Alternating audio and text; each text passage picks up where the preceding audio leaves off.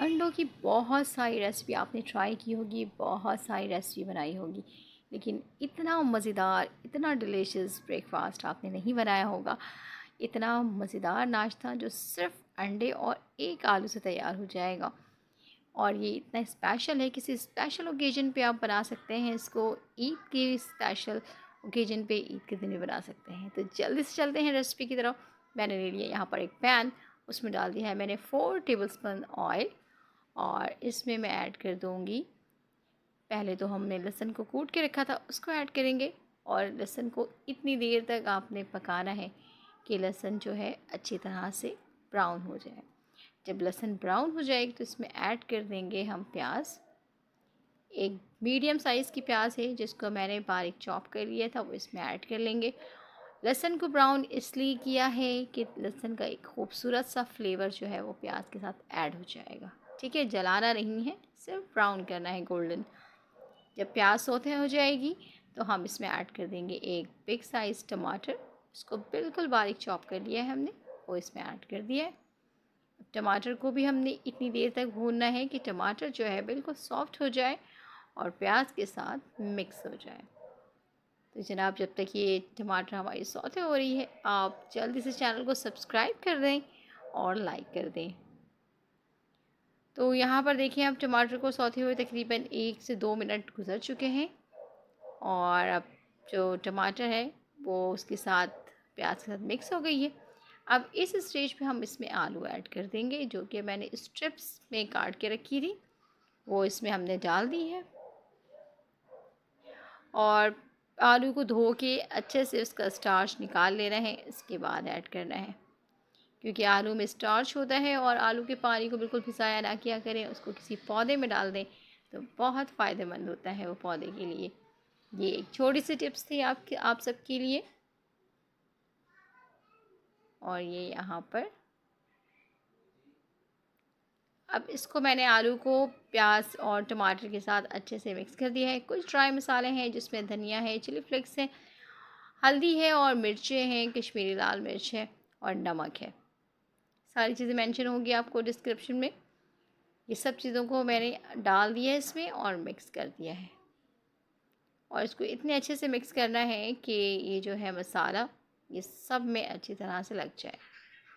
तो यहाँ पर ये मसाले जो हैं मिक्स हो रहे हैं और इसको 1 से 2 मिनट तक हम भून लेंगे।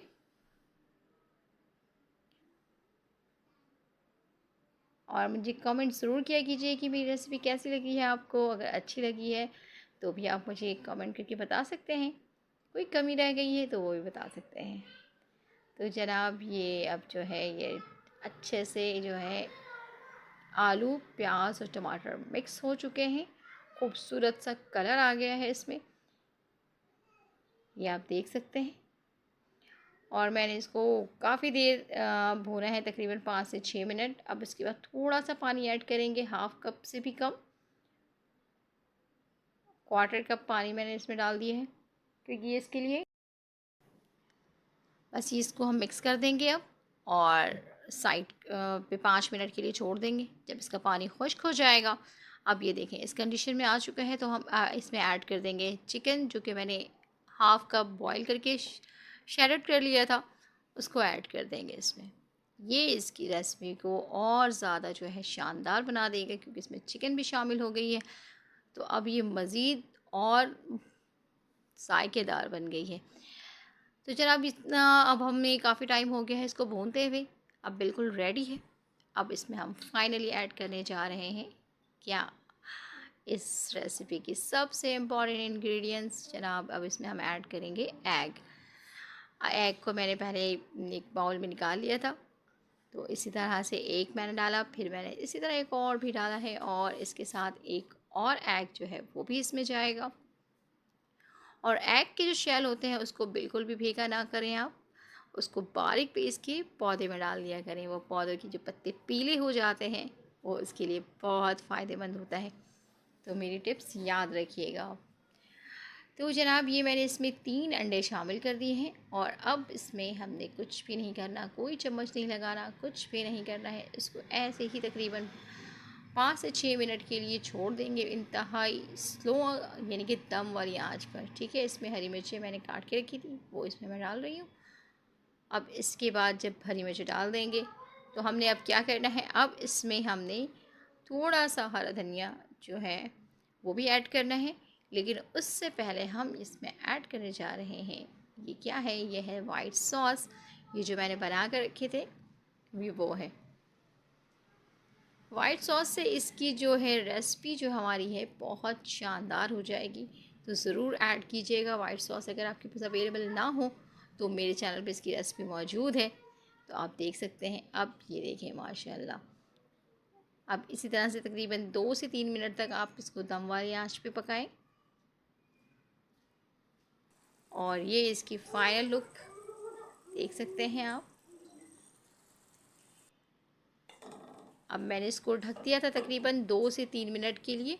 तो अब जो है इसको वैसे ही 2 से 3 मिनट तक ढके रहने देना है। फिर उसके बाद जब हम इसका कवर हटा लेंगे तो ये इस कंडीशन में आ जाएगी। और मैंने कहा था कि इसमें हम गार्निश करेंगे हरा धनिया से। तो ये देखिए इंतहाई खूबसूरत शानदार रेसिपी हमारी बिल्कुल तैयार हो गई है। लेकिन जनाब ये भी कंप्लीट नहीं है, थोड़ी ही देर में ये रेसिपी कंप्लीट हो जाएगी जब हम इसको दम पे रख देंगे। और जब दम से हटाएंगे तब हमारी रेसिपी बिल्कुल डन हो जाएगी। ये देख सकते हैं, ये इस तरह से जनाब ये हमारी रेसिपी बिल्कुल बिल्कुल डन है। अब आप ज़रूर ट्राई कीजिएगा ईद पे अपने घर पे, ये रेसिपी बहुत शानदार बहुत मज़ेदार बनती है। अब जनाब ये सर्विंग के लिए मैं इसको डिश आउट कर रही हूँ। अल्लाह ताला बरकत दे आप सबके खानों में, जायकों में। मुझे दुआओं में ज़रूर याद रखिएगा। और जाते जाते मेरे चैनल को सब्सक्राइब करना ना भूलें और जना मना से एक कमेंट्स करते जाएं। अल्लाह हाफ़िज़।